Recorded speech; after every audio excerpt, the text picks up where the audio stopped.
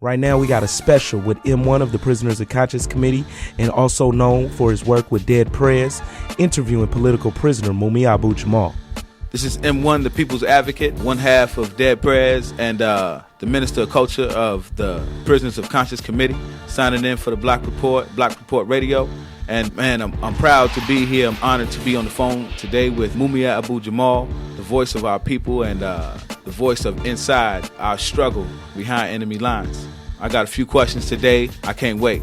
I'm honored to be talking to you right here today. How you feeling? Good, brother. The honor is also mine. I know of you, not musically, but politically, and that's good enough for me.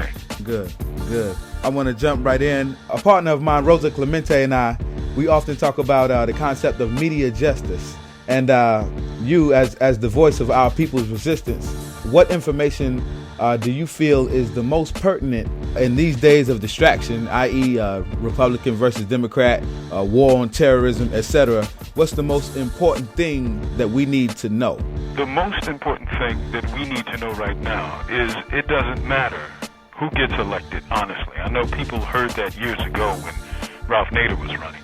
But I mean in the grand scheme of things, because what we're talking about are differences of degree. We're talking about two imperial presidents. You know, one will be a pretty brown face, a pretty brown young face even. One will be a less pretty, old white face. But essentially what they're talking about is imperialism. So what people need to understand and really get is that they should demand through their... This call is from the State Correctional Institution at Green and is subject to monitoring and recording. They should demand through their activity in the streets and everywhere else what kind of system they want and what they oppose. I mean, if they feel that everything is hunky-dory if you get a black president, then they'll be just like the people in Philadelphia who believed that everything was great when there was a black mayor. It really doesn't matter what color someone is. It matters what their mind is like, what they're thinking about, if they're in support of empire or really a supporter of democracy. If you think about this war that we're in the middle of, in order for this war to happen, the government had to ignore not just millions of people in the United States, but millions of people, tens of millions of people, all around the world, in some of the biggest demonstrations in the history of the world. So, you know, we're talking about an anti-democratic system, and that can only be changed, not by that system, but by the people. Good. Well, going forward, I'd like to say that yesterday we celebrated African Liberation Day, and that's in the memory or in remembrance of Kwame Ture, and remembering also that Malcolm X, during his birthday, which just passed, we see the importance of great organizers who were able to galvanize the best that our people can give to our struggle and to our movement. And also we see the importance of organization. What is your vision of the organization that will defeat imperialism worldwide? Well, it has to be a global organization. By that I mean the new name in the 21st century of imperialism is really globalization. And when you think about that, when you read about that, when you study about that, globalization really means the globalization of capital. You don't hear people talking about the globalization of labor. But you know, working people all around the world have more in common with each other than they have with their own so-called leaders or the rulers, the ruling class, that is, of those societies. So people should globalize resistance, globalize, and that means, you know, people talking across cultures, learning other languages. It's easier now in the age of the internet than it was 30 years ago. Right. But it's still necessary, you see, because we need to break through these illusions that the media puts in people's heads. I mean, there are millions of people, okay, who hate people who they have never met. If you mention the name of the president of Venezuela or the president of Iran, people will base their hatred based on some stuff they've heard on the news. And more likely than not, it was erroneous, exaggeration, or just straight up lies. Why should people hate someone that they don't know based on misinformation? you can only do that if you understand the role of the media in a capitalist society, which is to support the rule of the rulers, you see. Right. Great. So much to learn.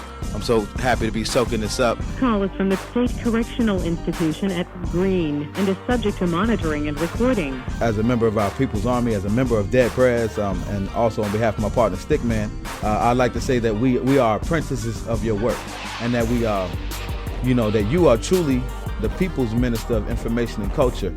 As Harry Allen once told PE, don't believe the hype.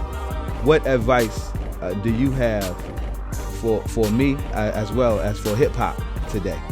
Well, I would really hope that people take from the examples of people that they look up to and admire from their own generation. I'm speaking about Tupac, of course. People know of Tupac's songs, they might memorize some of his hits, but they don't know that this dude was a serious student, and he kept different libraries all across, among friends and so forth. And he studied everything because he was a serious student of life, of history, of politics, of anything he could get his hands on. He wasn't just rapping because, he could get a good rhyme or a good beat. He was trying to study and learn and then put that information into his raps. I would also say this, that brothers and sisters here have little or no idea how powerful they are in the hip-hop nation. I say that to say, I read a book several years ago, The Vinyl Ain't Final, and it was about hip-hop all around the world. I'm talking about brothers India, Pakistan, England, France, Japan, Tanzania, Hawaii, and I'm talking about people of color all around the world who are deeply influenced by what young brothers and sisters are doing right here. And even though they're inspired and moved in their fans and their hip-hop heads, in many cultures, what they do is they take that inspiration and translate it into their own experience and into their own language. So they're creating, you dig what I'm saying? Yeah. Based on their inspiration that came from black and Latino and young people from the ghettos of the Bronx and Brooklyn and New York. You know what I'm saying? Of course. That's power. Yeah. That's power. And you got people all around the world nodding their heads to what people are saying. So when you're conscious of that, then, you can do more than just say, this is a hustle, I'm trying to make my bread, or that broad got a big ass. Come on. Yeah. There's more important things in the world. I know you and Stick do it every day. That's right. But, I know y'all ain't on MTV. Exactly. You dig? Y'all ain't on BET. Right, exactly. There's a reason why you ain't, because you're conscious. Yeah. And they don't want that out there. Yeah. You see. But thank goodness there are other outlets. You dig? So, well, we want you to be on our new album. It's called Information Age, and it's easily done, and hopefully it's happening right now as we speak.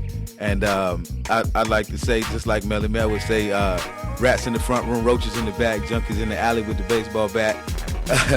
If we talking about oil and gas skyrocketing, we talking about food rationing and super inflated prices for basic necessities, contaminated water supplies. It's all too many people struggling and not enough people in power. I like to pose this question to you, in kind of a poetic sense, but in its reality, what if the lights go out?